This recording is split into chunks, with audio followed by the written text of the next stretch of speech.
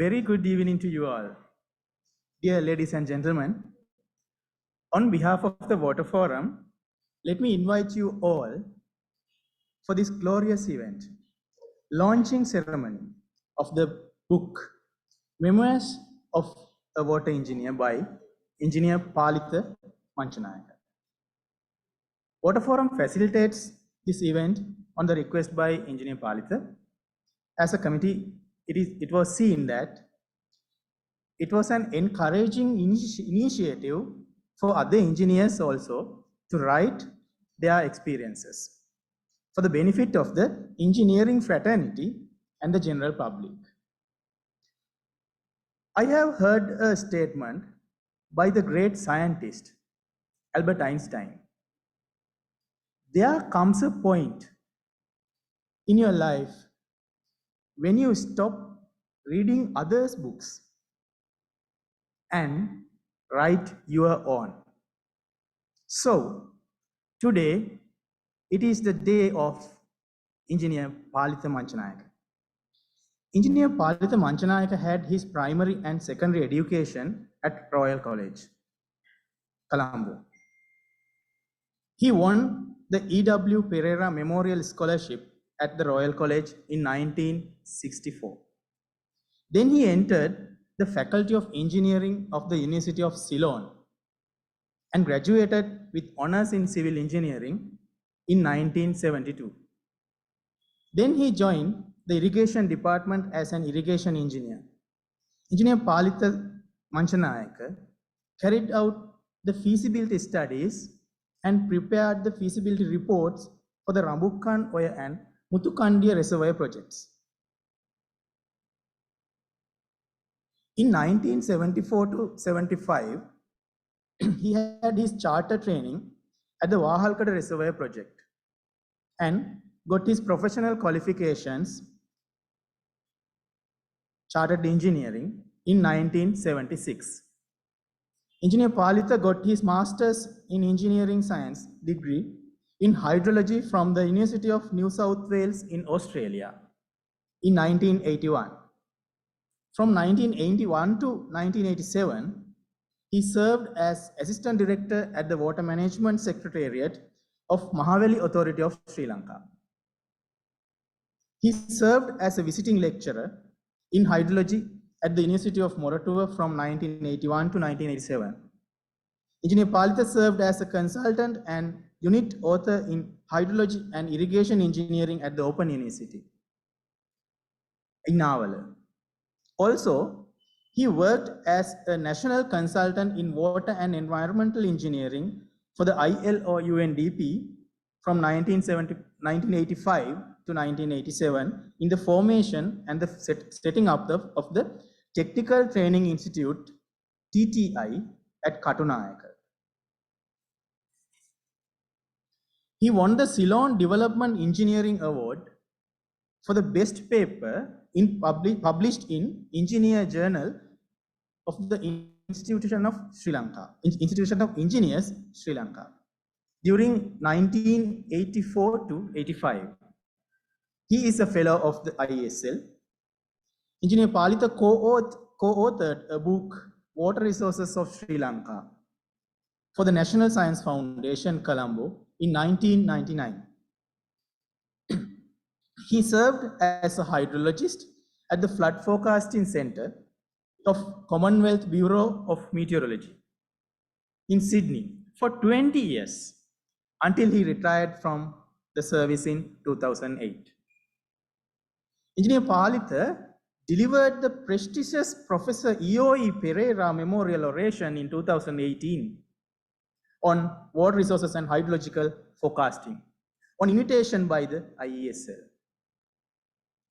In this book, he shares his experiences in irrigation engineering, water resources, hydrology, flood forecasting. He talks about Bisokotuwa, Katasorowa, Yodala, and other topics.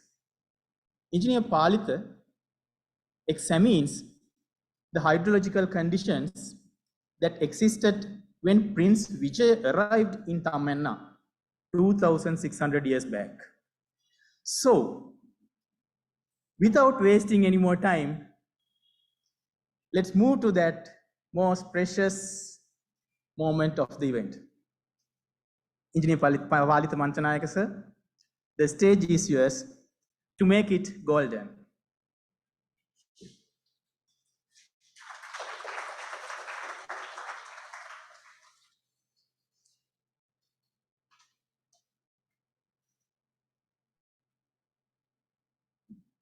Thank you, Janaka. Ladies and gentlemen.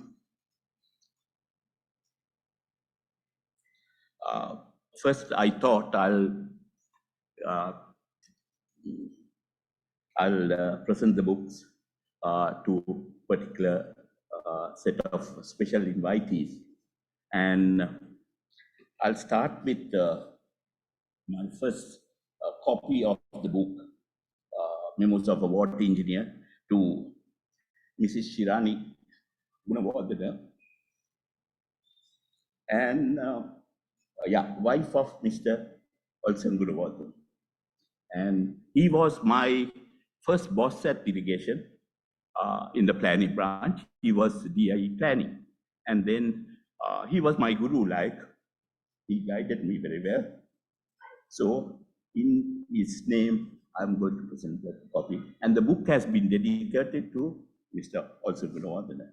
And the second copy, I want to present it to Mrs. Manuel Ranatunga, wife of late Mr. DGL Ranatunga. Talking about when I joined irrigation department in after graduating in 1972, we had icons in the department like Mr. Manamperi, HDS Manamperi, Mr.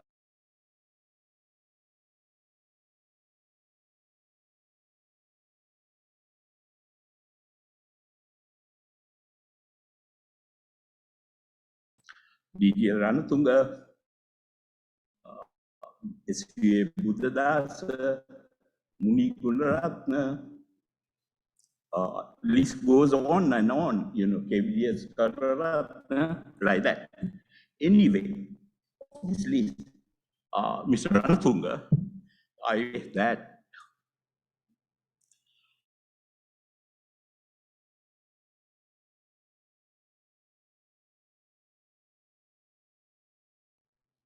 when I entered that magic, I entered and I was waiting at the lift, and then looking around, the hydrology section was there on the ground floor, and I saw a particular name board, and it said Do Gala Ranatunga, a Pradeshiya Varimarg engineer Dalavidya. I was thrilled to see that, and I thought, who is this guy? Do Gala Ranatunga. Subsequently, I learned it's Don Gandhi Lakshman Ranatunga. Then, subsequently, I learned that he was the president of the Public Service Engineers Union at that time. And I got to know him. And then when I learned, he was a smart, tall gentleman with a lot of charisma, and a pleasant smile. I virtually joined the hydrology and virtually followed him, and eventually ended up as a hydrologist. So I'm going to give the second copy to her. And then Mr. G.J.P. Gunawardena. Though I have not worked under you, I knew you, I have met you. And what comes to my mind was around the year 1977, their irrigation department, they formed, there was a meeting to form Samma Ajiva Samaja. So you remember that? Samma Ajiva Samaja. That's to no drinking, no smoking. That's all the policy. So I was there for the very first meeting, but I don't know what happened. You were appointed the president of Samma Ajiva Samaja of Varimarg Department, but somebody by the name of Ferdinand was the secretary. But after that, nothing was heard. Anyway, I'll be presenting the next copy to you. Then the next copy is to Dr. H.H.A. Kirtisena.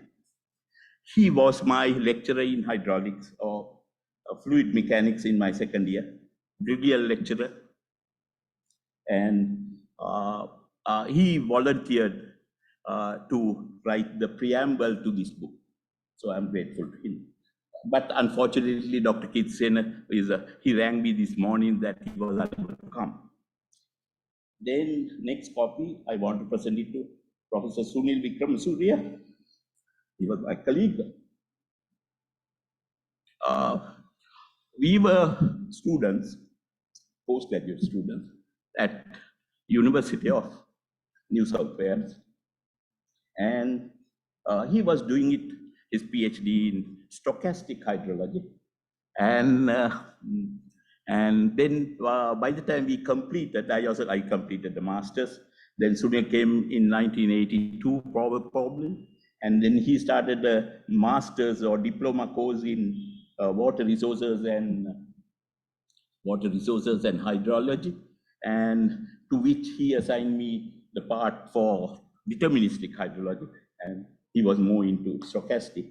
But we ran the thing. I was lecturing, doing VCT lectures till about 1987, and then I had to migrate. But I subsequently heard when I came here in 2007, he has run the course for 25 years, and he invited me for a lecture, I can remember.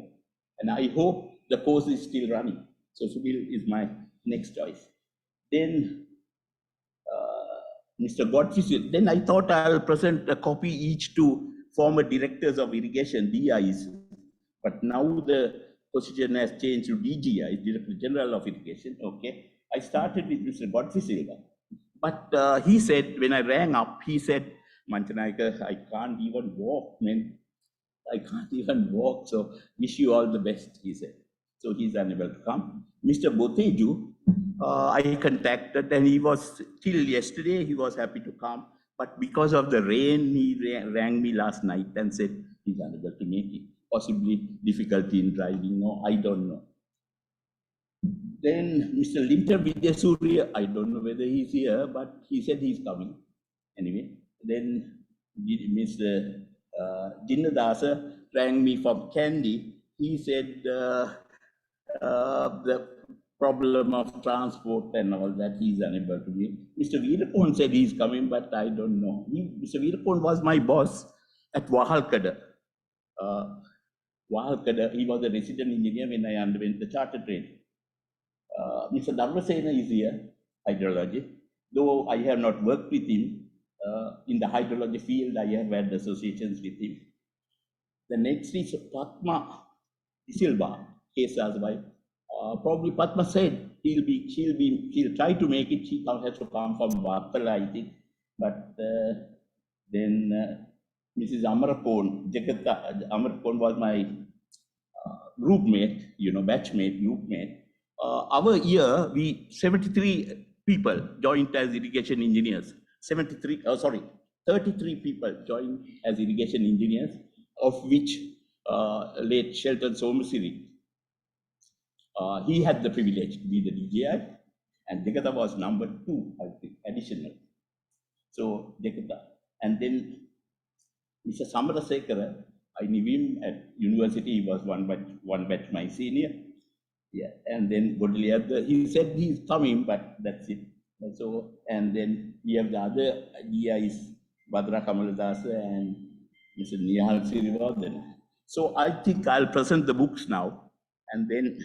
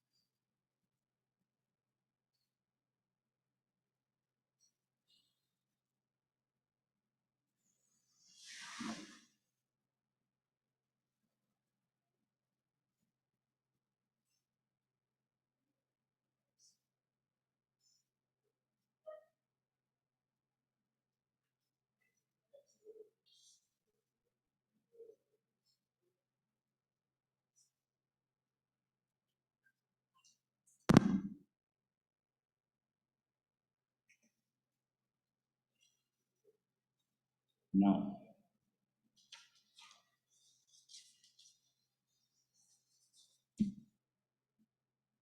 now about the book. I graduated in 1972, and now it's to 2022, 50 years. So I thought 50 years of experience as an irrigation engineer, water resources manager, hydrologist, or flood forecaster, whatever. So those are the field I covered. But I had the faintish idea in my mind that one day I should jot down the interesting episodes that came in my way in the professional life. So this is the book that resulted. So in this, I have covered chapters. There are 19 chapters, of which there's a chapter on Bisokotua, another one on Katasarowa. Now, Bisokotua, of course, everyone knows, and there's a bit of information. But now, Bisokotua and Katasarowa both were invented by the Sri Lankan engineers. They are purely Sri Lankan inventions and done in the years 400 to 300 BC, before Christ. That's just about 200 years after the Buddha type of thing. That's a period. So these are masterpieces of inventions, and its engineering could be considered as engineering marvels.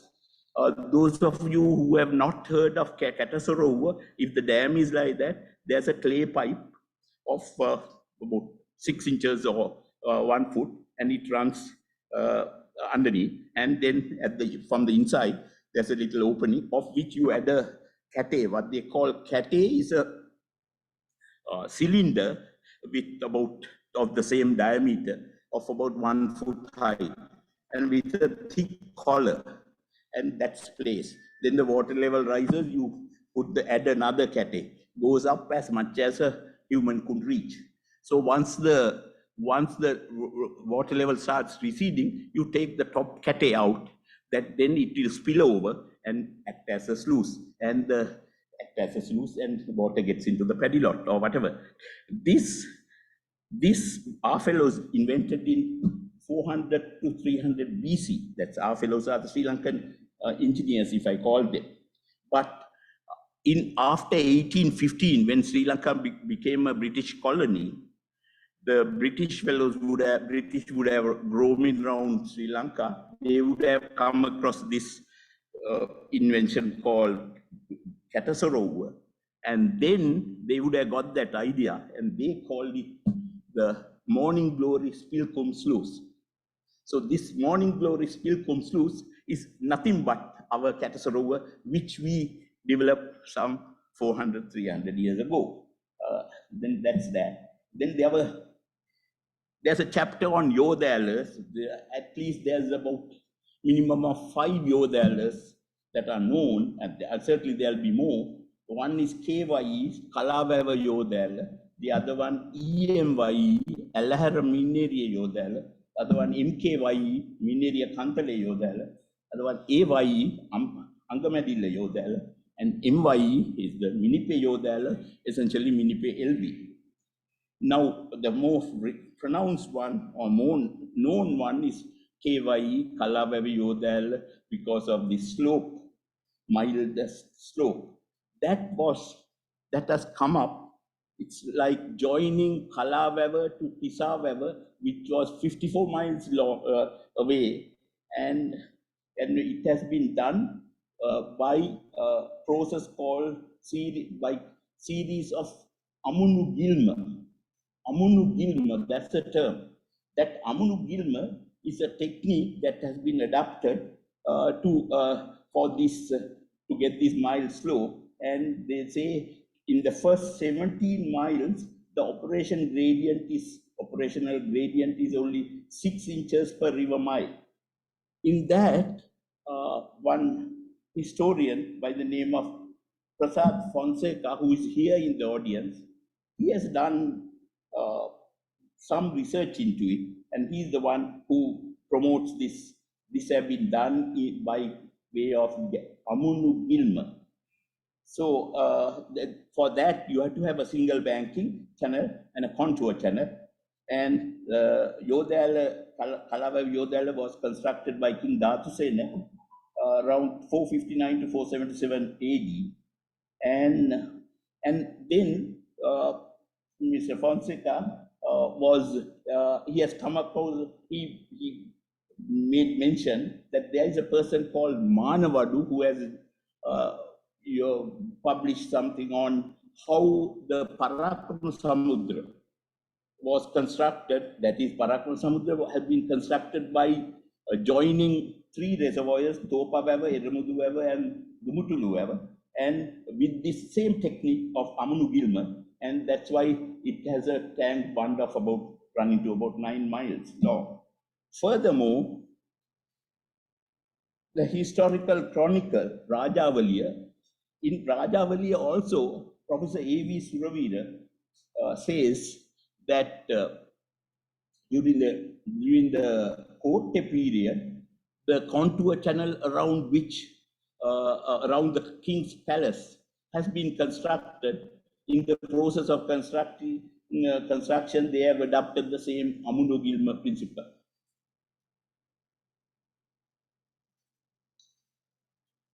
Then there will be a chapter on Thammenna of hydrology. That was an interesting study because late Mr. Manamperi, former director Irrigation and chairman of Mahara MDB, he was of the view that the pond beside which Prince Vijaya met Queni, the pond is not a natural pond but an artificial pond. So that which created an interest in me. I thought I'll do a hydrological study of it. For that, I got down the data, long-term rainfall records of Abo in Puttalam, and rainfall records of Yoda Weber Giant's Tank in Mena, along with the evaporation measurements in Tabova as well as Yoda Weber. And I believe Yoda Weber is the Thammenna is, that name doesn't exist because they were talking of 2,600 years ago or whatever. But I believe Thammenna is more close to Mena.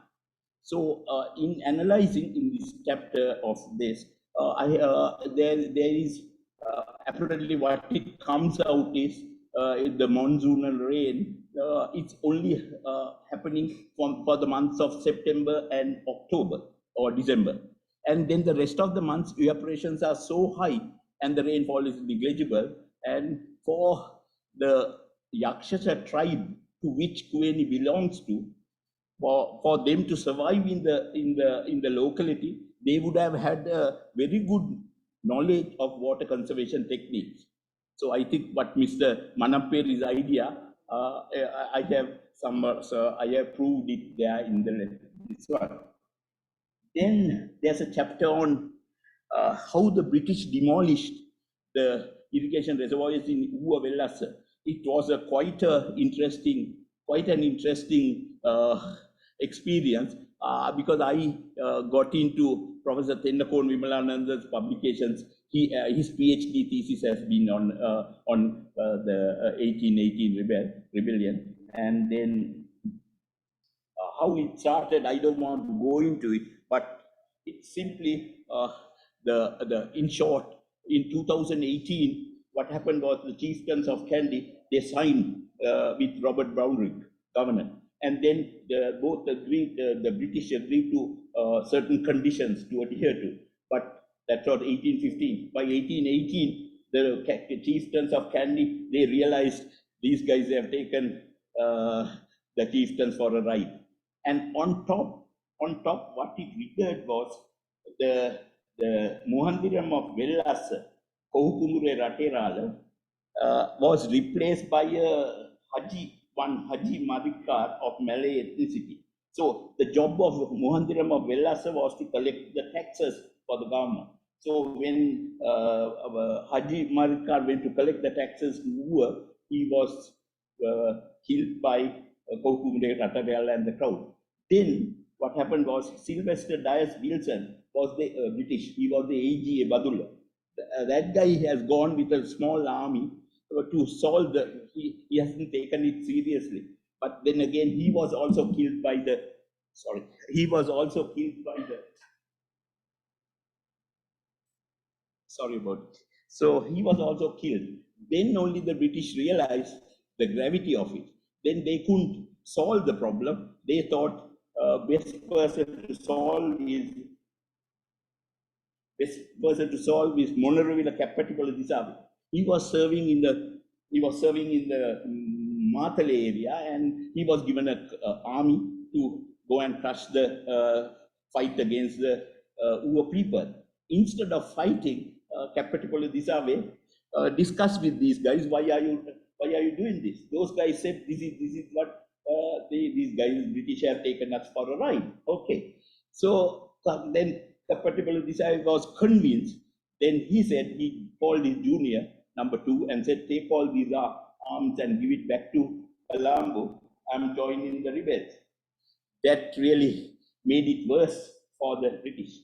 And then Robert Brownrigg tried all possible things to the extent he went to order to demolish all the tanks. So we have this one tank, one village ecology.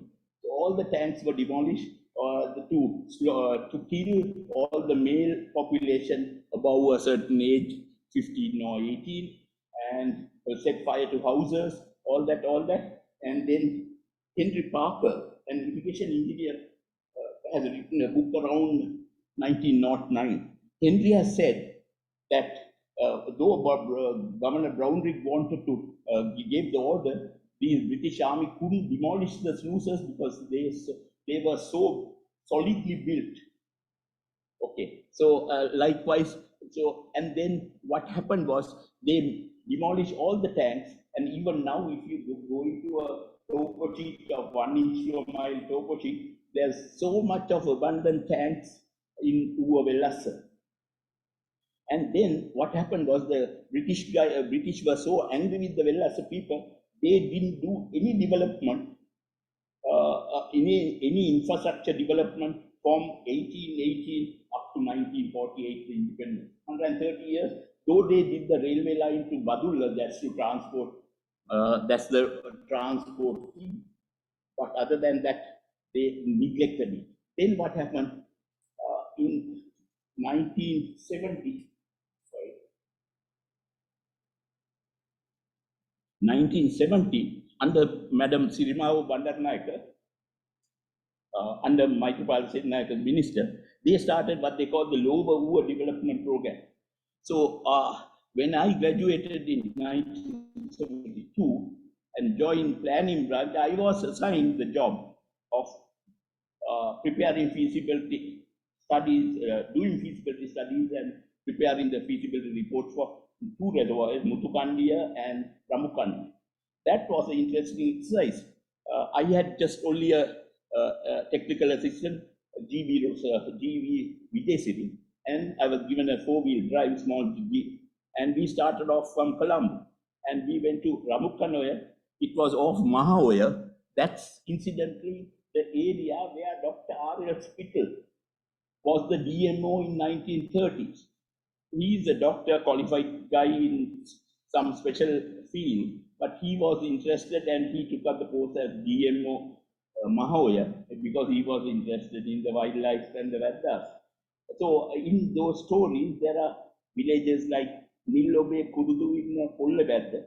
Those are the Vedda villages. So, and the dam site of Ramukanna was there, and it's in thick forest because it had been abandoned from 1818 up to 1972. Thick forest, and we didn't know how to go, but Vijay went round and found a guy with a gun, and he said, he called it Shikari. I don't know how the name was formed, but he has I guess it is a unlicensed gun. But anyway, he knew how to get there to the dam site. And we were there for various things, dam site surveys and all these, tank bed surveys, all these. So, in that, Ramukanna it had 60, if I remember right, 6,000 acres under cultivation. But and then Muthukandia is again an ancient tank built by King Mahasen, I think, and that was benefiting the Bibile electorate. And I remember MP for Bibile was Jayawardena Attanayaka. Apparently, he was the Devadan Nilime of Kataragam Deval, and he used to come to our office and press for him. Some or other, he managed, we prepared the report, Mr. Asatullah, Gary Gunawadha, the planning, and Paka Pereira. And we pushed through the thing, send it to the planning ministry, and Jayawardena Attanayaka was influential enough, I'll call it, to get it allocated and start the project. But Ramukannoya was under Ampara electorate, and Senarath Somaratna, MP for Ampara, he was the Deputy Minister of Irrigation, but he tried hard to push it through the planning ministry, but he couldn't do it. But I understand lately in the 2014 or 14 or so, it was started, then now it is functioning. That's that. Then there's a chapter on Radhapura Floods.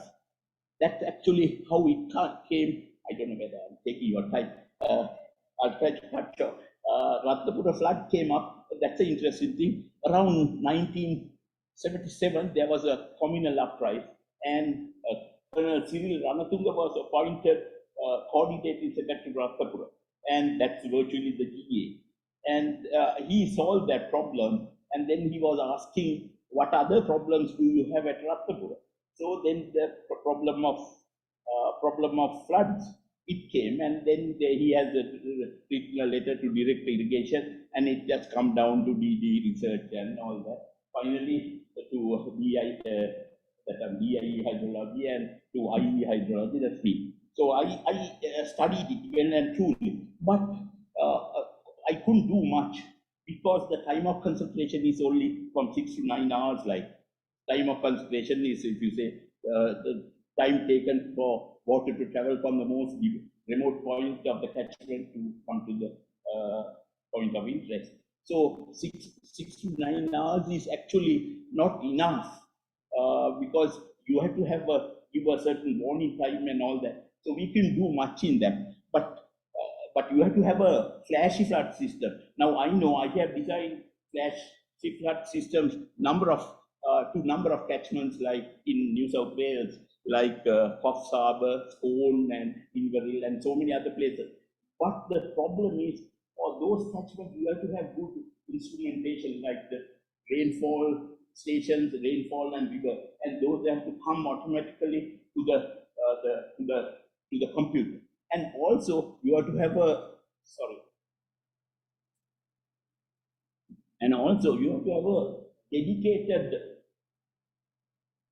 dedicated hydrologist working full-time morning. That guy looks at the meteorology of the catchment.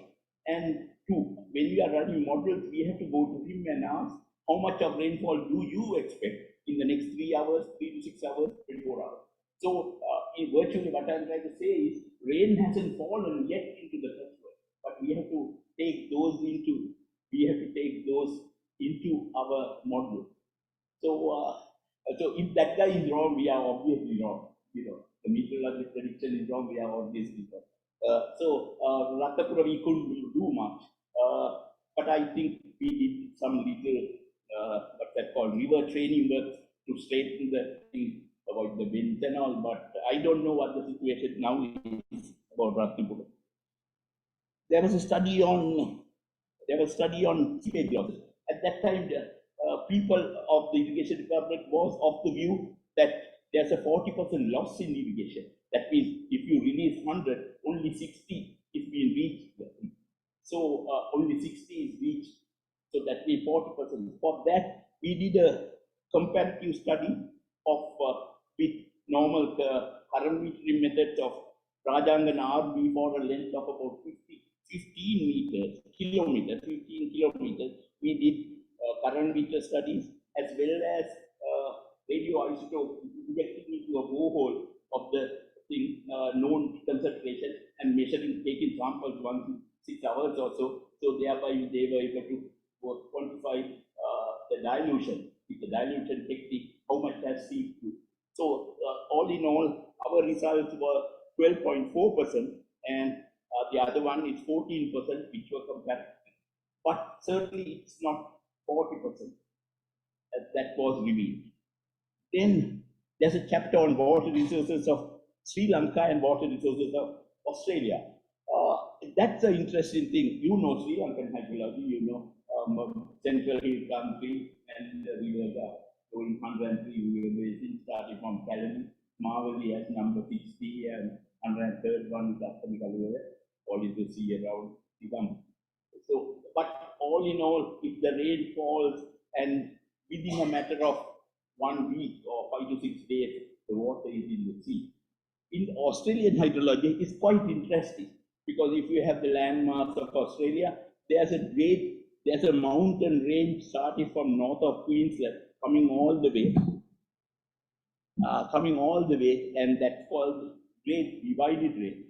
So the rivers flowing towards the eastern side, they are flashy, not flashy, they are of the size of Sri Lankan catchment, eastern one. But the western flowing ones, which are mostly tributaries of the River Darling, that will take, if there's a flood wave, a storm and a flood wave originating from north of Queensland, that will run down Darling, and then the Murray joins, and then Murray Darling, that goes to the state of New South Wales, state of Victoria, and South Australia, and merges into the sea around Adelaide.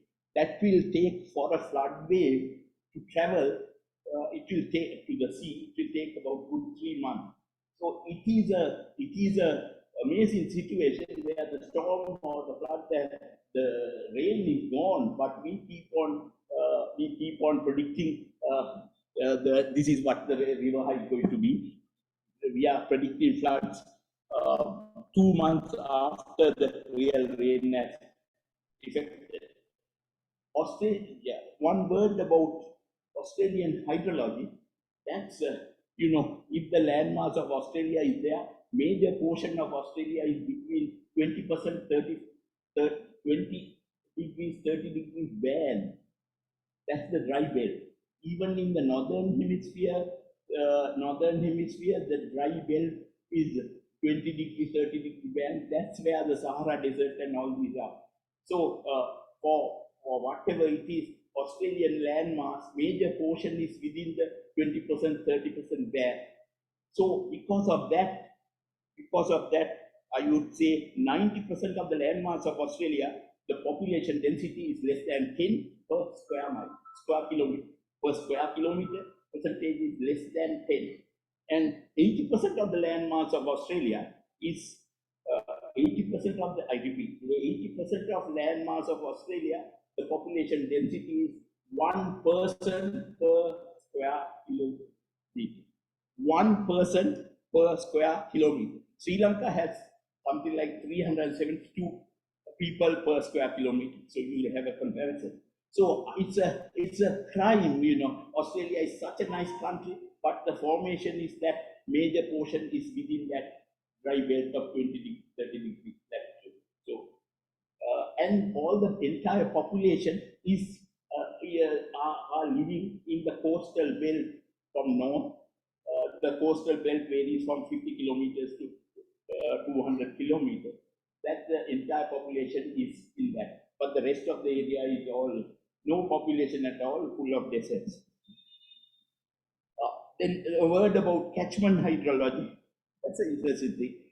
Catchment hydrology, river is I would say, river is a snapshot of an activity.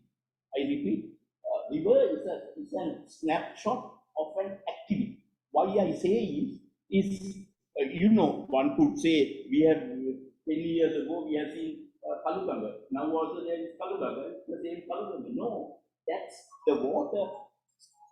The water that moves through has gone. The equivalent is something like this. If I take a glass of water and make a trajectory, throw the thing, that water, how many, whatever cubic feet per second, it's gone. Once it is gone, it's empty. So if you want to maintain it, you have to take another one and place that rejected. Keep on going. It's like a Western tour or the Canadian dancer doing a haranam or the somersault, and then at the top you take a shot. But he can't stay there. He is on the move. It's part of an activity. So likewise, river is an amazing formation where so many cubic feet per second is going, it is gone, another one equal amount is replaced there. So say Kaluganga has 2,700 square kilometers. So the previous rain, it's all stored up, and as so many cubics are gone, it has been replaced next moment by another set. It's an amazing thing. I don't know if people don't look at it that way.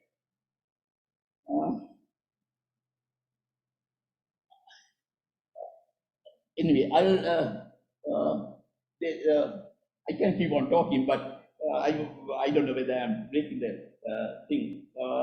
Then there is one mention there's a chapter on Niagara Falls, and Niagara Falls, there's a drop of, that's a flow between Lake Erie and Lake Ontario. What happened was, when I was at Mahaveli, we had the chance of going and working for 1 month at the Acres International. So while we were there, I was mentioning to Charlie Gibbs or John Ritchie that I like to see the current metering being done with the Niagara River. That's a massive flow of water. So Charlie Gibbs, the person, he arranged for me. I got a chance to be in the boat where the Canadian consultants and Canadian hydrologists and American people, they had to agree to one rating table because water is money. And it's interesting that Niagara River is there, the border is at the center, and the Niagara Falls is the horseshoe shape. A lot of people come there and a lot of tourism. Whereas the American side, it digs down and it's nobody will come there. So the American fellow, the drop is about 267 feet. That drop is utilized for hydropower, Canadian side as well as American side. So American fellows are just doing hydropower, creating hydropower. Whereas these guys, Canadian fellows, are depending on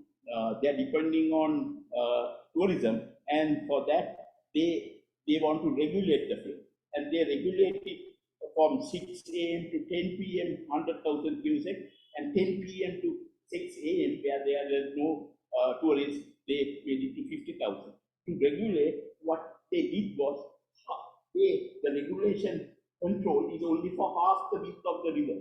Imagine Polugalla barrage being dammed only for half the width of the river. You can't think of that. But these guys can't do anything to the American side. Only whatever control they can do is only for the Canadian side. I found it very interesting and amazing. Anyway, I think I'll stop by this. Thank you very much indeed.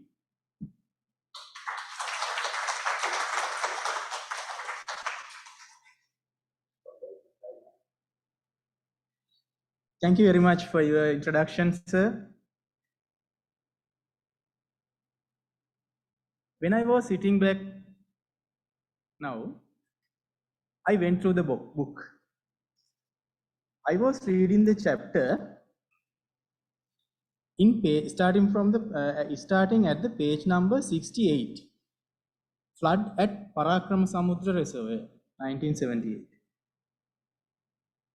Because during this time period, in Kalani and Kalu Basin, I think the floods are there. I would like to quote one sentence. Knowing the imminent catastrophic danger, the irrigation engineer, that is in the page number 69.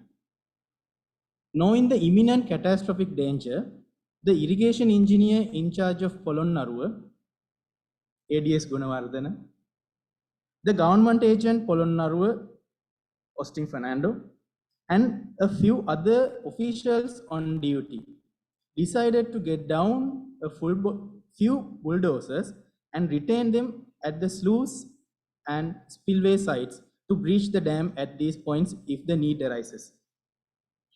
When I went through the book, there were a lot of experiences by user. I selected this quote, this sentence, to invite the next speaker to this event. He is a giant professional engineer in our irrigation history. That is none other else. He is Vidya Jyoti, ADS Gunawardhana. Vidya Jyoti, engineer, ADS Gunawardhana. Sir, the stage is yours.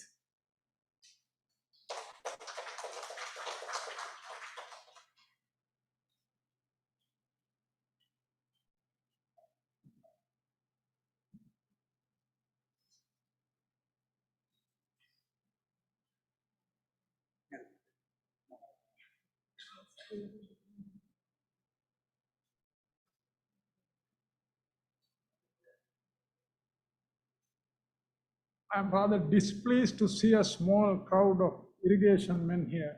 I put down quite a few names of some of the heavyweights from our time, but we have, of course, Mr. GJP Gunawardhana, who is in his late 90s, and then you have Mr. GT Dharmasena, and then we have Mr. Samarasekara, Bhadra Kamaladasa, and of course, fortunately, the present Director General Irrigation is here. I wish you were able to bring another half a dozen lieutenants, but it was not to be. Maybe Corona fears are still there. Now, I am very honored to have been invited to speak at the launching ceremony, but Mr. Manchanayak, Engineer Manchanayak, has already said everything that should be said. And I have been preparing for this speech for something like 3-4 days. 4 pages of this stuff. I can't go home without presenting it to you, and I'm going to be very brief and bring out some of the things which are not here. Then we have also, I know on Zoom, there is Professor KK Pereira and Mr. Godfrey De Silva coaching, former Director of Irrigation and Secretary and Professor and all that, Professor KK Pereira. Now, important thing is, not only Nihal, Sirivadan, all the engineers who are here will know most engineers do a lot of good work, maybe even ordinary work, and you go through a lifetime, 35 years or so, and some even more. But very rarely somebody will write his memoirs. And Professor Kirtisen has said here that this is not a scholastic book, but this is a very good thing for young engineers, which I believe it is so. And Mr. Manchanayak has had only 14 years experience in Sri Lanka and 20 years in Australia. And he's a loss to Sri Lanka anyway, let me tell you that. Sriyani, I'll tell you that one at the end of the day. Right. So he has, we will see how he has applied engineering. Now, of course, I knew him personally as an irrigation engineer, and I knew him as a clever guy. And but he has made presentation. He has written few things in this book which will prove that he is a man who knows engineering, who knows how to apply it and to get results which are very reliable results, and he has done it several times. Then in his memoirs, he has mentioned there are 19 essays, as he said already, and I'm repeating, and there are 4 subjects: ancient irrigation engineering, water resources, hydrology, and flood forecasting. In the 20 years of work in the Weather Bureau in Australia, he had to give flood warning in real time to 170 towns in 29 catchments.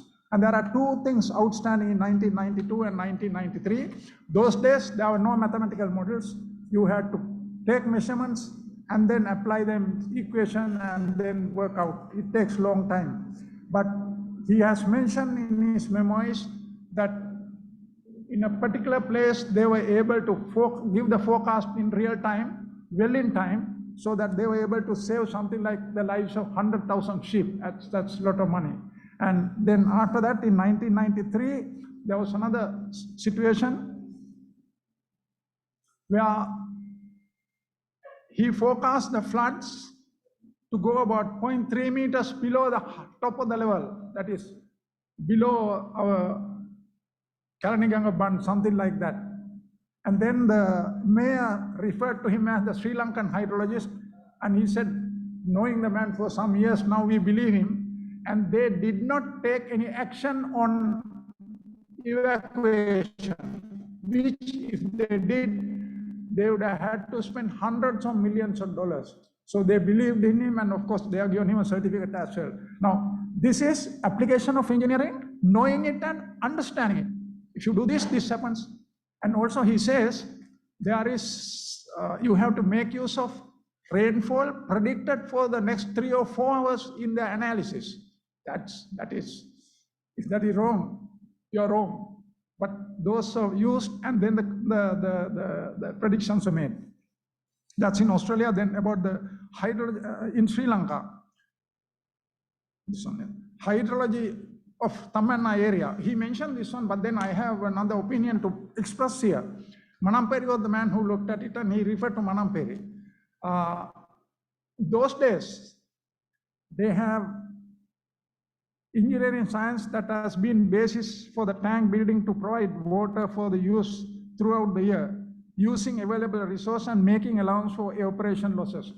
They knew exactly what resource, how much is there, what are the losses, and you make use of whatever you are going to use, and then have conservation techniques also. Now there is another research publication which says, in this area, tanks were built, Malvato and all, 4,000 years ago. There's a publication. But we are talking about 2,400, 500 and so on. So history is a subject like that. So, yeah, that's Taman area. And then actually you have to do that all over, particularly in the dry zone and all that. Evaporation you have to know, and you have to know the rainfall, predict it correctly, use it correctly. Now, Nihal Sirivardhan is the current Director General of Irrigation. As we know, many places, they don't manage water well. That is today. It was so 50 years ago when Mr. GJP Gunodhan was there probably, but 50 years from now also it is the same thing. That's in human nature. Then he mentioned about Vellas, of course, about having devastated all the tanks there, and he says it has taken out 200 years, still we are not redeveloped Vellas. Then also one important point he mentioned there was that Kapetipola, though he was sent to quell the riots, he joined the riots. Can that happen today? Then he also worked on Ramakan Noya, we call it Ramakan Noya, which was done by King Mahanaga 2,000 years ago, not quite completed, but that was done during this time. And then Mutukandia also similarly done by Mahasena. There was a major bridge, and then he was involved in that one. Then Radhapura Floods, of course, I have a nasty thing to say. Radhapura Floods, there are consultants' reports starting from 1948, and there are 3 or 4 reports. We have never ever tried to work out those. We have few irrigation engineers, few directors of irrigation. Mr. GJP Gunodhan himself a super heavyweight in engineering. Bhadra Kamaladasa, Mr. Dharmasena. We have to get something done out of those. We have to do those rather than getting another consultant's report, and yet another consultant's report. Now, Radhapura Flood should have been okay if we build those reservoirs with 30 megawatt power station and all that. Flood would have been, I mean, there would have been something more, something better than what it is today. Then Sri Lanka's water resources, 65,000 square miles, square kilometers. We have 2.5 times the world average water resource in this country, 2.5 times. We have developed only 25 to 30% of that, and we have to develop 5 to 10% in the next 10 years. And this should not be done by consultants and contractors. This should be done by the 400 people with you and 2,000 or so people in the irrigation department. Not even give it to some of the other organizations who are putting up big estimates and all that. Irrigation department itself can do this, and that has to be done. Khalukin, Nilwala, Kalani, all that can be done. And there are enough people, and there are people who can do this. Then Australian water resource, of course, he mentioned. I don't want to talk about that. Then 1992 and 93 floods I mentioned. After that, some memoirs are last generation of Sri Lankan engineers. I mean, this is out of the, they're not in the,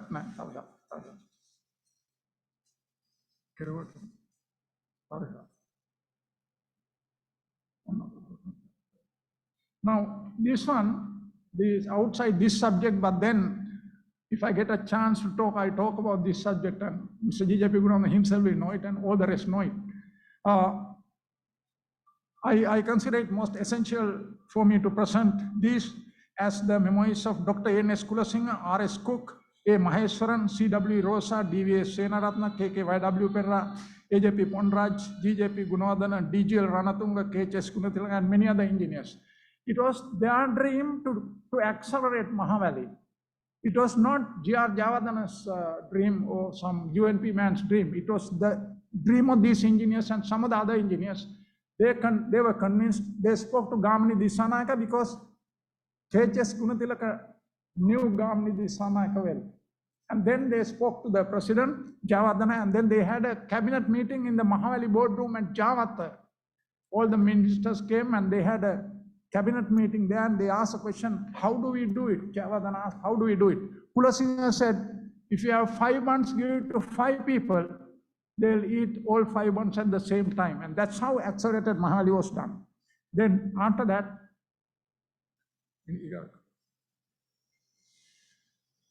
now this is the high point in my presentation. Now, this is cost of infrastructure development. These are some examples which should make rulers think of how to go forward without getting indebted to the rest of the world unnecessarily. In addition, an extra claim of, I have put a list of about 11 or so. Madurai project, our estimate was 725 million. CCB put up an estimate of 725. When money was asked to do this with our own money, the Minister of Finance, Mel, said we have no money. And they gave this job to the Canadians at 2,450 million rupees. That's a loan. But once you get a foreign and start working on that one, you have to spend what is called counterpart funds, your own money from your treasury. And for that, the Minister of Finance had 850 million rupees. He didn't have 725 million, but now he had 850. Kulasinghe was crying about this for many years. And then that cost 3,300 million. And at the end of it, in addition, an extra claim of $50 million was paid for that contractor. The consultant who worked out the extra claim arrived in Madurai before the contractor himself, and they produced an extra claim, $50 million, which was 2,500.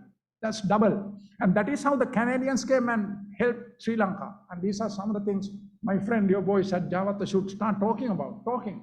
You might lose your neck, but then start talking about it, because we have to take this to the curriculum of the curriculum in the primary school, and then start teaching various levels, in a different country. I don't have time to talk about it. Kalutara Bridge, during our time, estimate was 540 million. That is, RDA estimate was 540 million.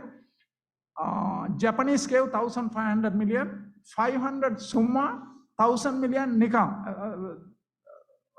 Loan. So 1,500. And we spent 540 million our money, and we spent 2,000 million rupees on Kalani, that particular bridge. We could have done 4 bridges with that. And there were RDA engineers who were crying, shouting, but they didn't shout the way I used to shout. They shouted and then went home. But engineering is studied by some brainy guys. Maybe there are exceptions who don't have much brains, but many have. You have to take the fight, like Gota go home. You have to take this fight to the politicians to develop this country if you want to. When free education was started, the Singapore Prime Minister Lee Kuan Yew, who visited 3 times, 3 times this country and said, Sri Lanka has a super model for development of the third world, but it didn't take place. In the last meeting in Singapore, when Lee Kuan Yew contested, this in the Time magazine and Newsweek both, he said, if you want to make Singapore, if you want to make Singapore Japan, vote for me. If you vote for the opposition, Singapore will become Sri Lanka. And that's in print, Newsweek and all. And they asked, so what is the reason? Reason is those fellows are not working, some other fellows are doing something else. That is in the Time magazine. So that's all this will show you that Minipe RB Canal, Kalutara Bridge. Kalutara Bridge, it was 110 million RDA estimate, and it was our money. But it was given to Skanska, who did Kotmale. It was given to them at 245 million, our money. Again, RDA, some of the engineers protested, but nothing happened. I'll go to the next bad one. Southern Highway, initial estimate was 18,000 million, but it was completed at 74,000 million.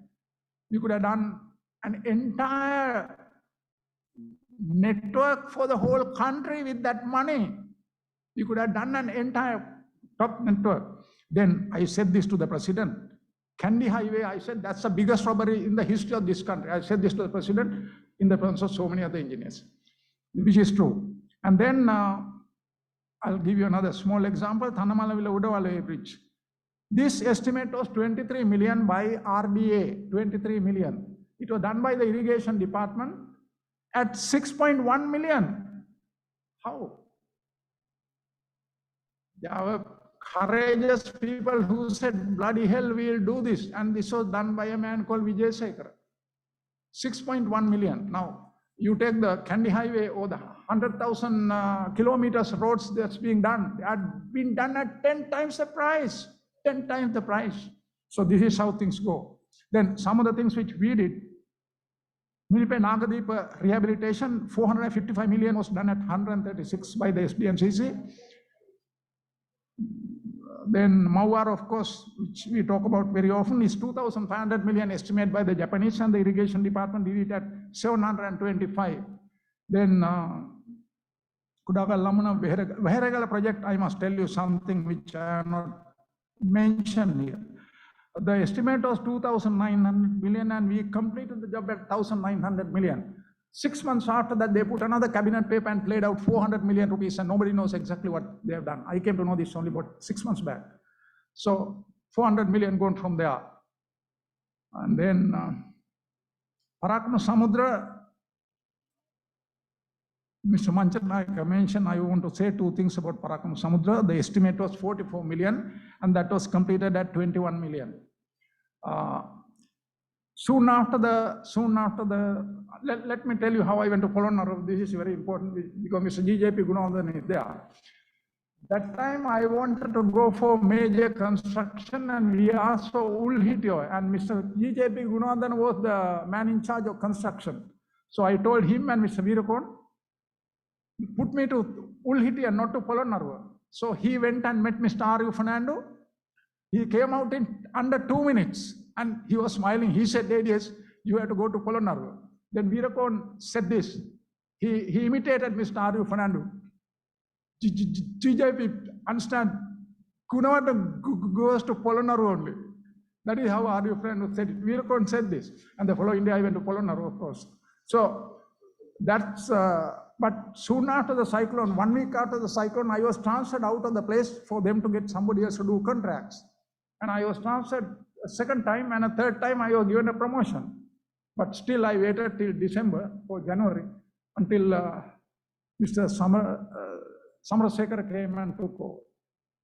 Now these are politics, they are throughout history, that's the way it is. I don't think I will want to take any more time. The reason is we have produced so many engineers through free education, spending so much of money, thousands of millions. And there are so many organizations, irrigation department, water board, electricity board, and so on. And there are capable people. If they go abroad, they work as well as the Suddhas. But here, they don't do very much work. And they are also not finding work and doing work. They are allowing the politicians to play Pandu game and that's how it is. But this has to change. To change this, you have to write few memoirs, not only one man, so many have to write memoirs, including Mr. G.J.P. Gunawardena, and then this has to go to the curriculum in the primary school and thereafter at various levels. Thank you very much, and he has done a super job.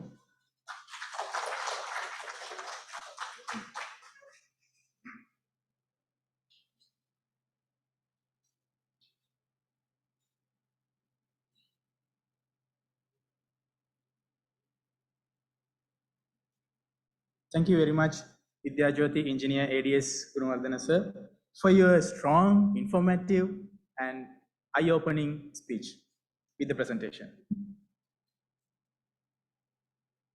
Next, I'm going to invite another giant engineer in the irrigation sector. He is the current leader of the irrigation department. Engineer K.D. Nihal Siriwardena, the Director General of Irrigation. Sir, I cordially invite you to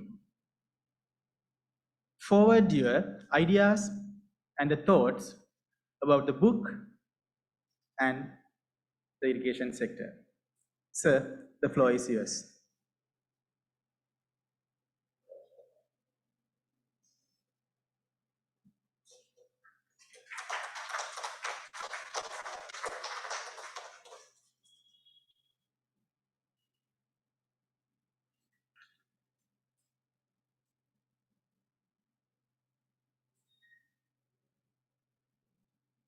Very good evening.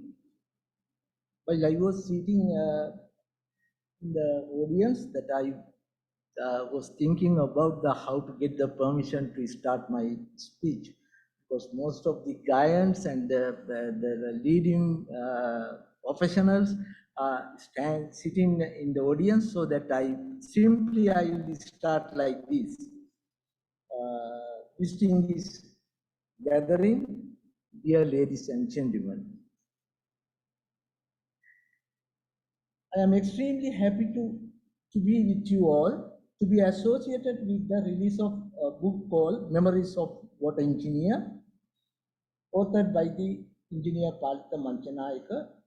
Though I didn't have long association with Mr. Manchanayaka, considering his contribution to the irrigation sector and the water sector in different ways, I presume that Mr. Palita is one of the icons produced by the long history of irrigation department.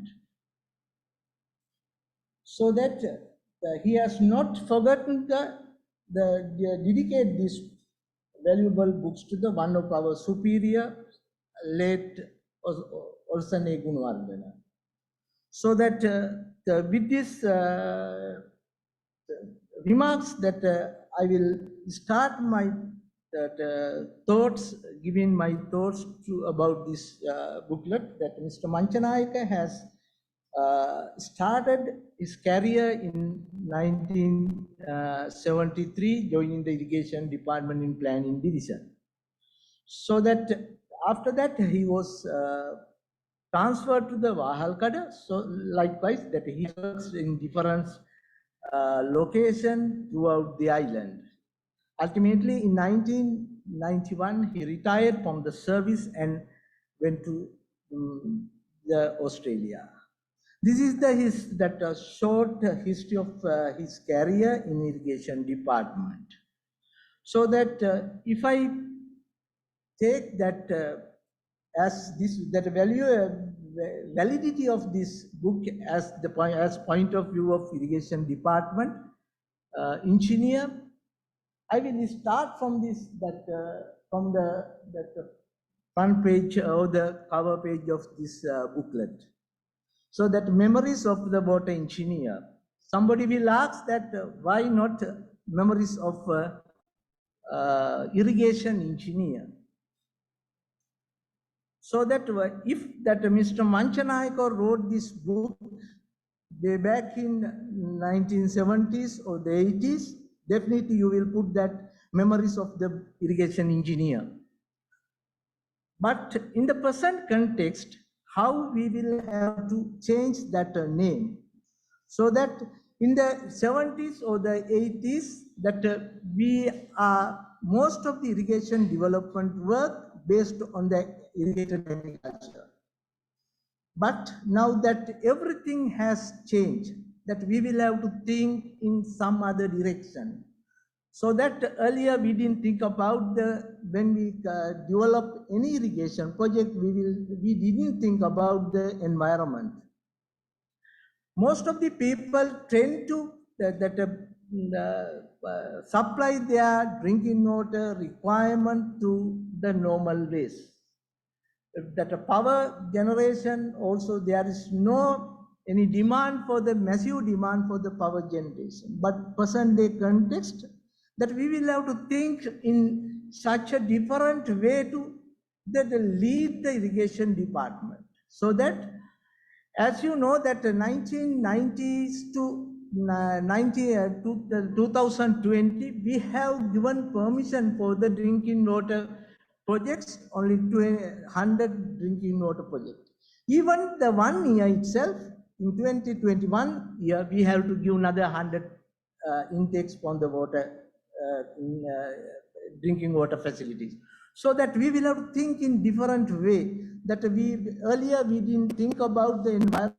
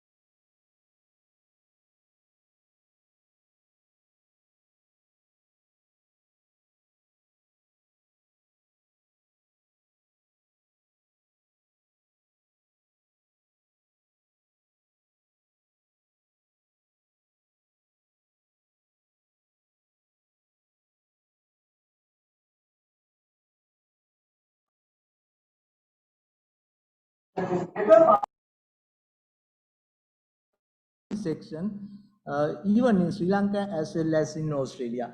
Why I mentioned this one, that you are lucky enough to follow that sequence that we are developing in irrigation department. You were able to follow the same sequence in your personal life as well as that will be a great opportunity for you to command the society. Otherwise, if you go to the O&M system management, you don't know that you have no concept on that system designs, so that you don't have any proper understanding of how to build those things. So that I personally believe that you are lucky enough to that follows that sequence what that irrigation department is looking for. Those are the basic things that I want to mention. That other things that you during that investigation and your planning and design stage you started that Rambakan and Mutukandi scheme. You know, you have mentioned that Rambukan Noya and the Rambakan Noya, that we have changed that name that you are not familiar with. So that how it happened is that also it's a very interesting thing. You know that in the, I think around 2010, that we want to finalize our BOQ for the Rambakan Noya. So that by that time, that the farmers in this area that they had done they are practicing in the chain cultivation, they have developed that 5 to 10 acres each. So that they want to by that time the government the policy was 1.5 acres for paddy land and half acres for the highlands. So that we explained to them that the farmers that they didn't accept our concept, so that we had to go to the secretary to the land to get that permission to change that government policy on that particular scheme. So that in that meeting that I had opportunity to make the presentation, that my first slide was Ramukan Oya Reservoir project. So that secretary was Dayalat Ravi Disanayaka. He is SLS super person. So that he was a former GA of Hambantota and Puttalam. He was the secretary to the Ministry of Land. Then he explained that why you put that Samukang Oya. There is no word like that. So that he explained that half an hour about this name. So that he asked me to change the name and come. So that is how that we change into the Rambukang Oya into the Rambakang Oya. So those are the stories about this one. So that I want to mention that you have quoted that name difference in your book. Those are the few things that I want to mention. That another major areas, the chapter you have that I was impressed most is that last chapter 19, chapter number 19. You know that we are in a very we are struggling to control our floods. So that we know how difficult was. So that you know that in your Murray Darling River Basin, that was one of the longest river. I think more than 3,000 kilometers long. That catchment area is more than 1 million square kilometers. That if we compare that our largest reservoir, the river Mahaveli, that I think that length of that one is around 200 dots and square kilometers around 3,000.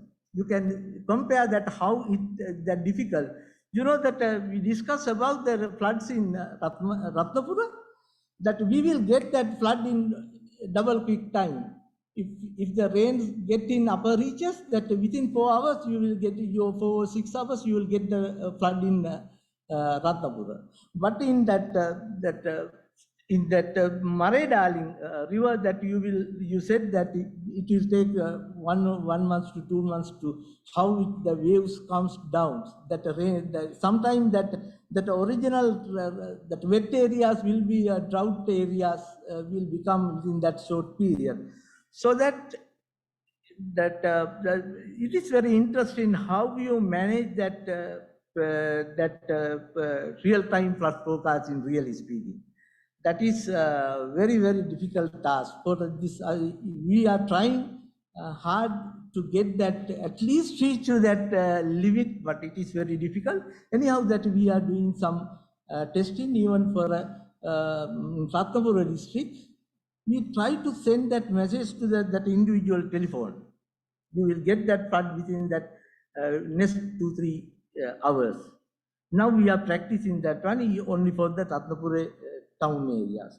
For the, as you said, sir, that development of floods in control or mitigation of flood in Ratnapura. As you said, there are so many reports. Now we are trying to get that, we discussed that one is the Mr. G.D. Dharmasena also, that our former DGI, that we are trying to incorporate the dry dams in Ratnapura district. We explained those things to the DCC. It is not easy to convince that Vasudeva Nanayak, Honorable Vasudeva Nanayakar and other political giants. So that anyhow that we managed to convince them that we want to construct, control these floods in Ratnapura, we want to construct these dry dams, 2 dry dams at least. So that now we are in very good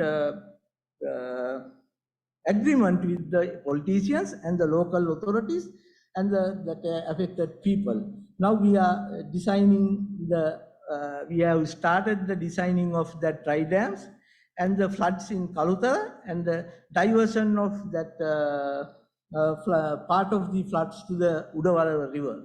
So that we hope that we can solve part of that floods in the Ratnapura district. Also that we are trying so many things as engineer ADS Gunawardena said, but we will see that, that country is suffering some financial deficit. So anyhow that we will try to find some solution to our problems. That in these books that we have given sufficient information to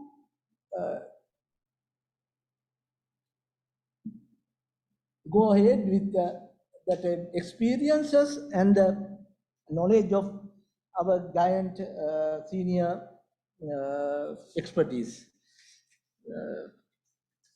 In conclusion, I am not going to take too much of time, that people are waiting to visit the Saja so very soon. So that I will conclude my speech.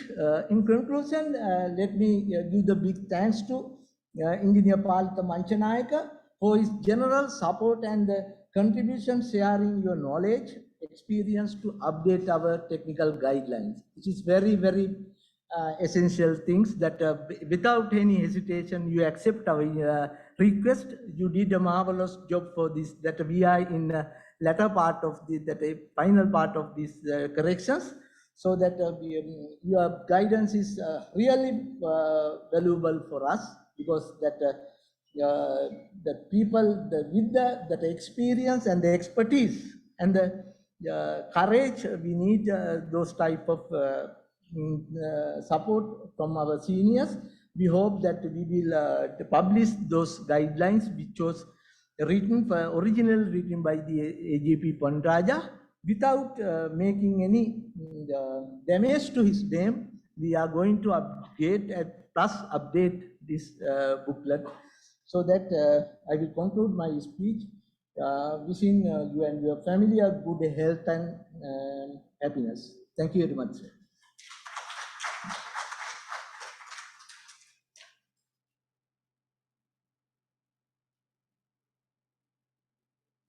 Engineer K.D. Nihal Sirivardhana, sir, the Director General of Irrigation. Thank you very much for your valuable speech and for sharing your thoughts and your experiences with us. Especially that speech was encouraging our engineers to write something or some book or some papers in the future. Dear ladies and gentlemen, let me extract another story from the book, page number 92. Suddenly, the guy who was standing beside me said, "Sir, there's a noise. I don't know. It could be elephants." On another occasion, there was a lonely elephant roaming around the D2 channel area. Pahalkade, no? Yes. I also have experienced that. My laborers who were aware of it said, "Sir, this lonely elephant is quite dangerous and he chases people away." According to these villages, even in the elephant society to which the elephant belongs to, they have a certain culture and they apparently maintain some sort of discipline among themselves. See, dear ladies and gentlemen, this book is not only about the hydrology. It touches a different aspects, the fauna and the flora in the ecological aspects. Dear ladies and gentlemen, let's move to our next speaker. She is the chairman of the IESL Water Forum and the former Director General of Irrigation, Engineer Bhadra Kamaladasa. Dear Madam, I cordially invite you to share your experiences, ideas, thoughts about this book with the gathering. The floor is yours.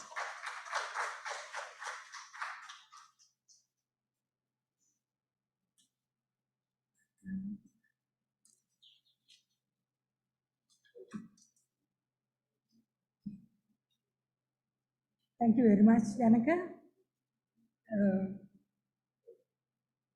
Good evening, ladies and gentlemen. Engineer Paritha Manchanayaka, his family members, and distinguished special invitees, members of the Water Forum, and all those who are joining us here physically, here and also through the Zoom platform. It is my pleasure to speak few words here towards the end of the event. Of course, at this memorable event, as a chairperson of the Water Forum of IESL. I met Engineer Paritha Manchanayaka when he was working in the Hydrology Division in early 1980s. Even though we were not working in the same branch, we knew each other as we had met occasionally in common events. However, even after leaving the country, he continued to be a member of the irrigation family. I must say again, irrigation family, and that is why he could collate his memories in an interesting manner like this. So before I am going to talk about the book of Paritha, I want to emphasize why this type of memoirs are important and be useful for future generations. For collection of information for IESL centenary publication of water resources development in Sri Lanka, I spent many days, many weeks of course, at National Archives to refer historical records related to irrigation development. There I learned how Dutch administration has started preserving the knowledge they gained of our country from 1656. And how British administration continued that practice of preserving the historical records. The British administration imposed the conditions to all the government officers to maintain diaries, inspection notes, and technical reports over the projects that were launched by them. Those records reflect social, economic, and environmental status of each era. Even in technical reports, it is not only the technical matters they discuss, but all the relevant aspects of the project area, and to give the reader the total picture and what the context of the project area. So likewise, in the annual reports of the government organizations, the head of those institutions have made use of that opportunity to express their opinions over the economic status of the country, the traditions and the customary practices of the inhabitants, etc. So all those were found in the annual reports, if we go through those reports in the early 1900s. So these were the authentic records, I must say, that the students, researchers, and the general public of current and future generations can quote. The National Archives has preserved some of those, while certain such reports also may be available in libraries of relevant organizations. Unfortunately, this practice has faded away after independence especially. But the irrigation department has a bit of exceptional practice, and it continued in archive the drawings and the technical reports. Most of the technical studies done by the irrigation engineers by that time. So one can find the scheme drawings drawn from 1880s. That is in 19th century drawings are still there in the irrigation department plan room if somebody is interested. Likewise in the survey department archives. The past records of the irrigation schemes are essential for maintenance, upgrading of or modernization. Sometimes information that are normally available in construction drawings are not sufficient to find reasons for abnormal behavior of a dam or a sluice. We call this information as institutional memories, which we may be able to get by contacting those who were involved in designs, construction, and or maybe operation of the schemes. This had become a necessary also because handing over notes are not necessarily accessible by the external parties. Other than the officers taking over, we don't have a custom of archiving them. So that is a lagging part in our archiving important document.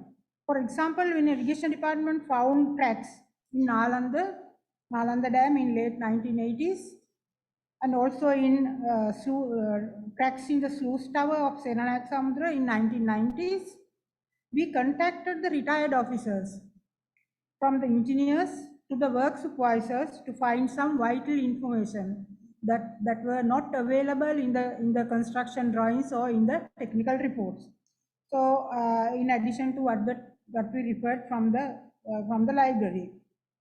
Then sometimes we had to go for the journals like ISL journals, or else the newspaper articles were also sometimes were valuable for us to refer. So I related all these stories to highlight how important and useful in recording the memoirs of a professional could be, Kalita. So that is a very valuable exercise we have done. In the 19 essays compiled in this book, Palita has noted his own experiences. For example, he gives a good account, as mentioned by previous speakers, of 1978 floods that affected Parakram Samudra.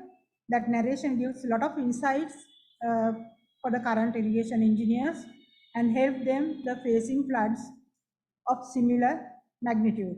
He also has taken an interest to relate to us about the times he was in the department. He brings information that would be interest of not only the engineers but students of history who may be eager to find sociological information about the bygone times where he was referring. When writing about the Rambakanoe Reservoir investigations, he brings interesting information about the Aboriginal people living there, which highlights their customs and tradition during 1970s. Engineer Palita, which is no more there.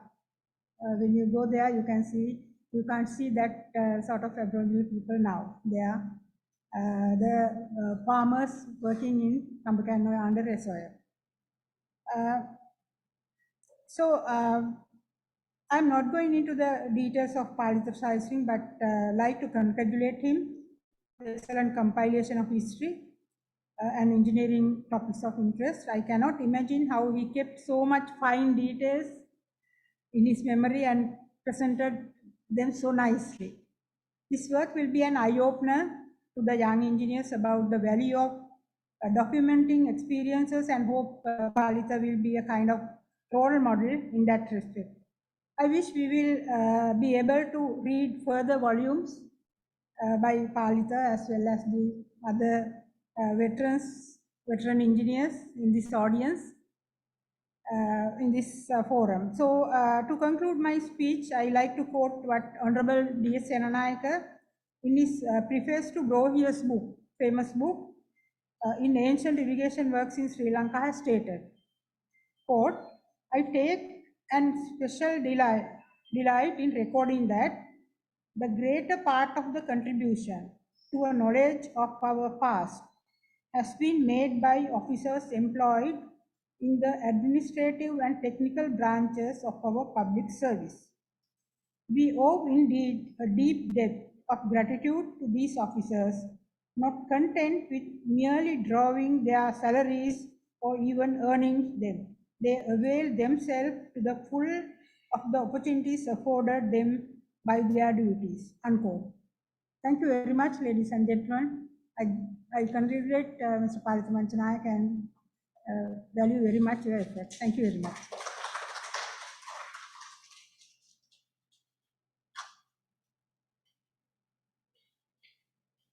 Thank you very much, madam, for sharing your ideas about the book.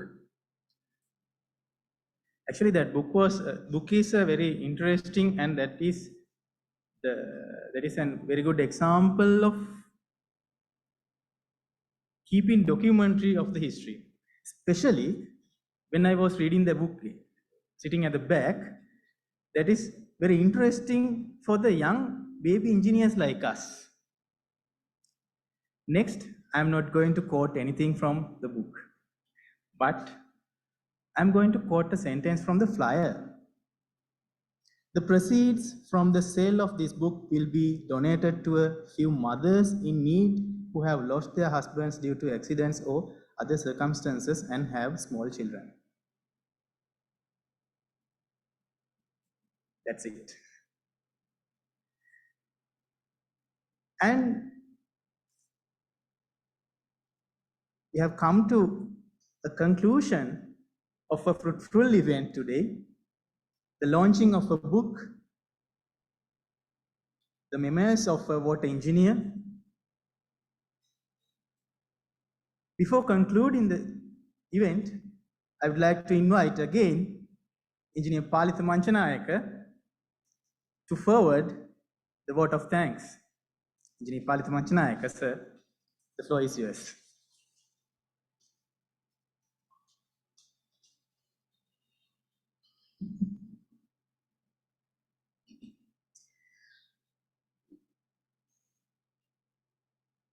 Before I thank, I just wanted to add some comments to our learner speaker, ADS. He was mentioning about this 100,000 sheep incident. That actually I didn't know. In Australia, what we do is we do our calculations and we say water level tomorrow at 10 o'clock is coming to 5.2 meters in the town gauge. Then if it comes 1 foot short or 0.3 meters short, if it comes then the state emergency service, if you say this much, state emergency service will put out warnings, say Arthur Street will be underwater, Stanley Street will be underwater, all this, and the evacuation will be carried on because or if that's on a town, right? So if you say this much, and if it falls 1 foot short, people would ask, why couldn't the Weather Bureau predict it correctly? Have they done it correct, Arthur Street expenditure of evacuation would have been saved. That's the logic. So if you say this and if it goes above, then it's worse. So that's the game we did for 20 years. It's a tough thing. And all our calculations we are doing in a computer in the city, and the things are happening 700 kilometers away.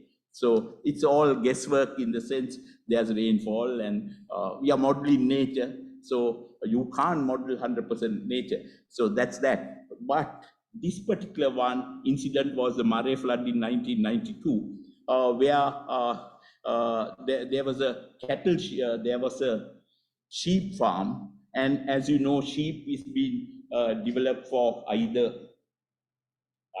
wool or flesh, and even cattle farms are for two purposes, either for flesh or dairy.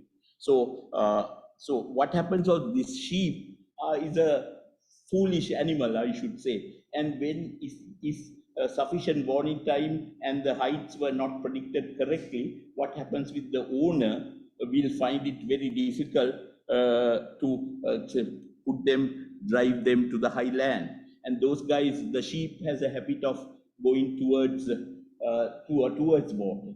And then I have seen instances in the past where the cattle comes up to about the neck, and obviously the point of no return. And then I have seen the owner of the cattle going on a boat and shooting. That's what he called the mercy killing. He doesn't want the sheep to suffer and die.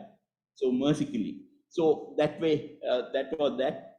But I didn't know that my prediction did so much benefit. But after a couple of months, 11 months or something, I happened to go to a flood symposium up north, and there was a gentleman seated next to me. He's from the State Emergency Service, Tokumwal.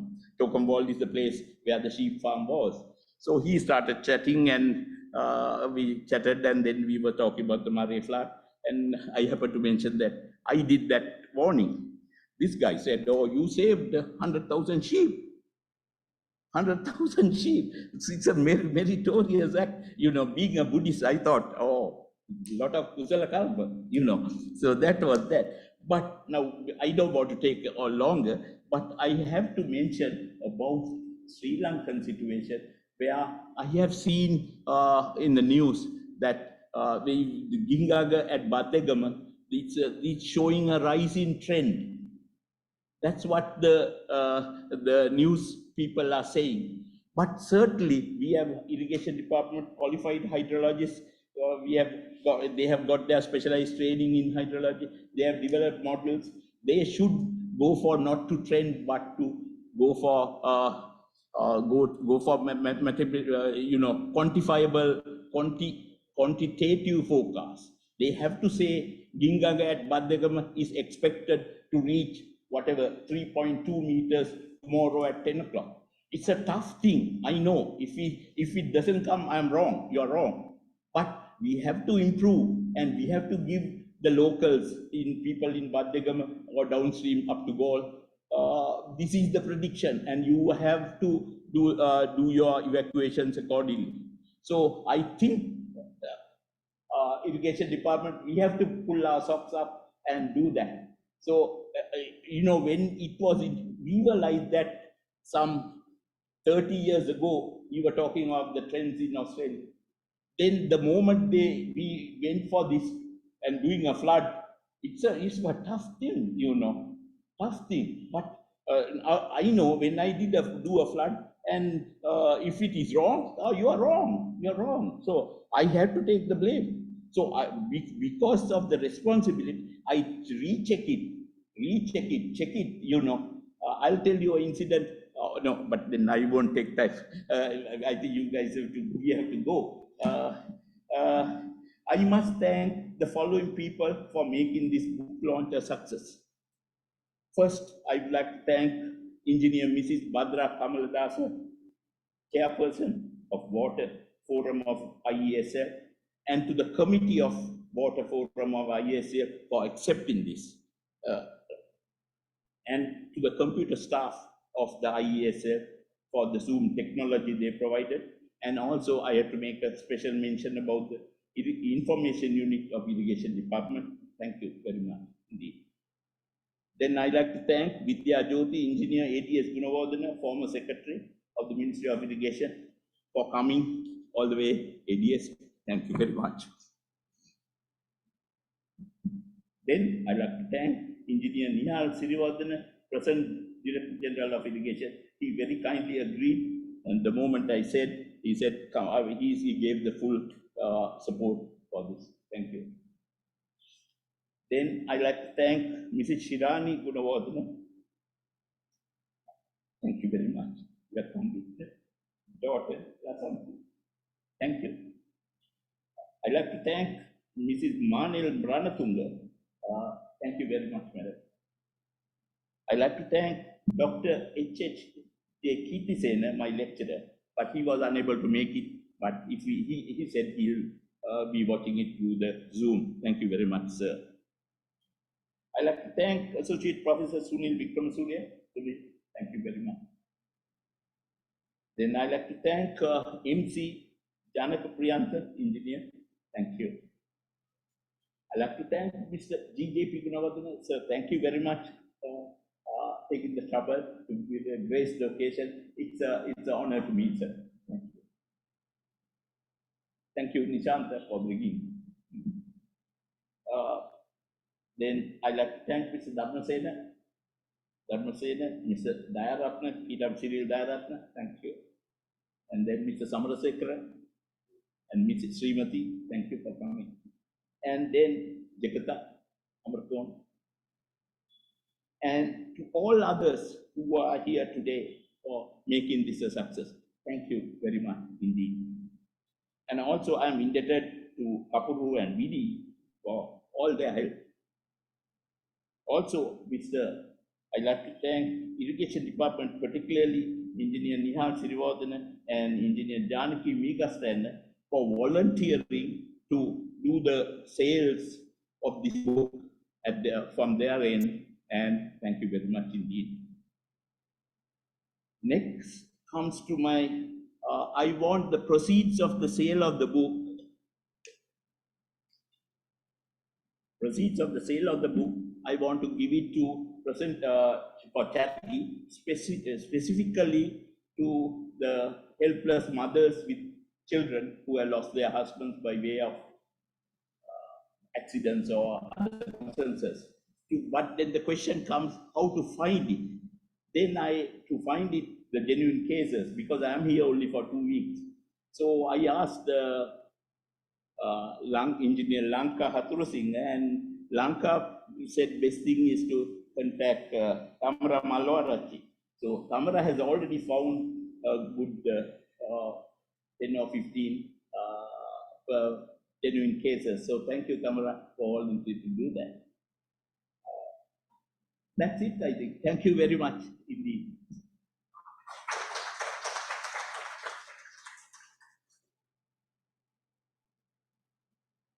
Thank you very much, dear sir.